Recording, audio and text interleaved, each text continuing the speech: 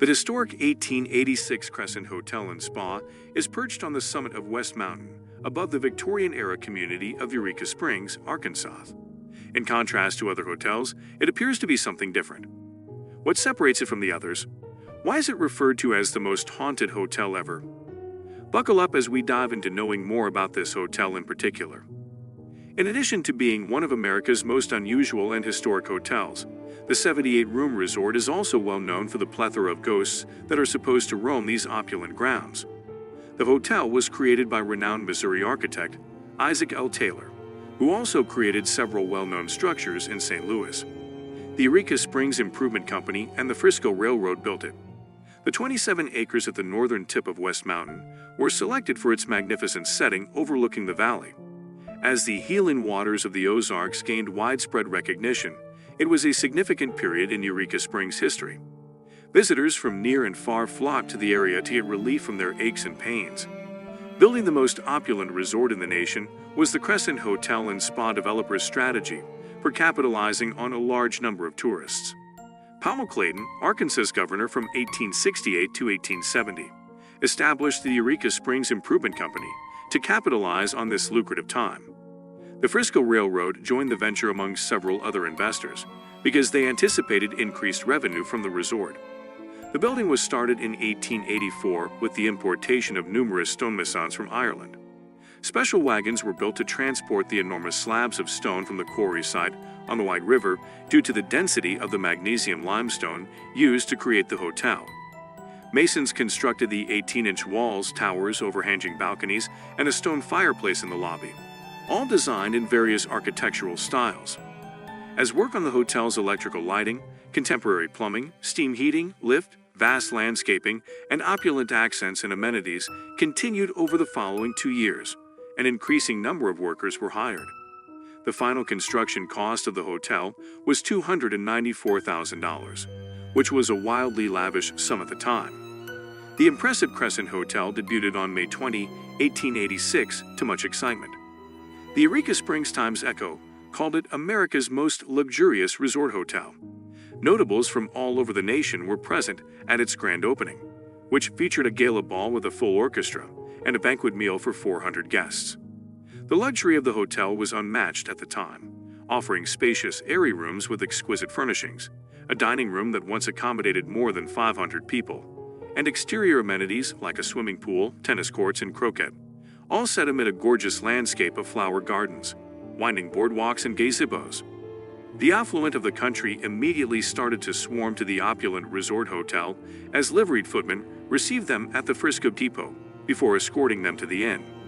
Once there, the visitor might use the spa's therapeutic waters, a barn with 100 elegant horses, tea dances in the afternoon, and lavish celebrations every night with a full house orchestra. But the good times wouldn't last. People discovered that the renowned healing waters didn't possess the therapeutic properties for which the hotel and the city were renowned after the turn of the century. Visitors to the lovely resort gradually decreased.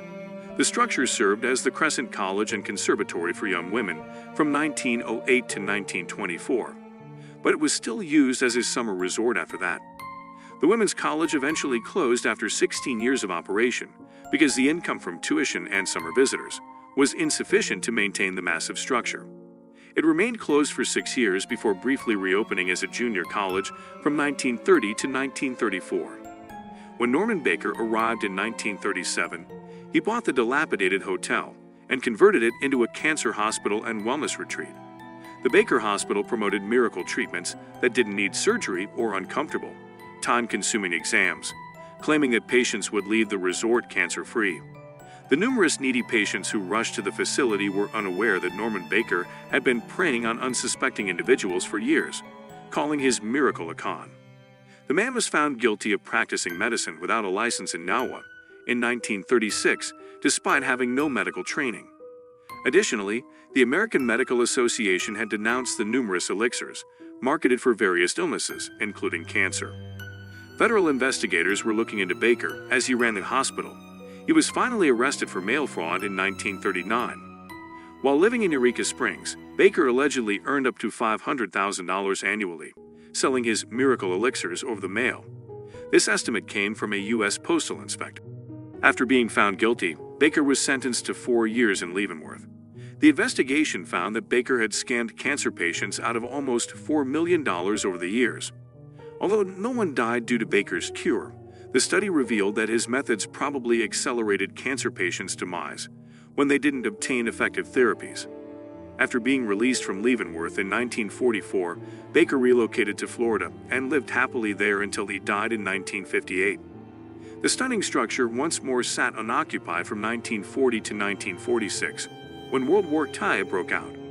4 Chicago business people bought the hotel in 1946 and started returning the historic establishment to its previous splendor. The hotel started to prosper once more, though never to the same extent as its early opulent years in the late 1800s. Sadly, catastrophe struck in 1967 when a fire engulfed the 4th level of the South Wing, largely destroying it. Hauntings. The Crescent Hotel, tucked away in the magnificent Ozark Mountains, has a colorful history that began with building the property in the late 19th century. But there is a sinister side to this beautiful facade that will make you shudder. It is regarded as one of the most haunted locations in the Ozarks due to its lengthy and vast history.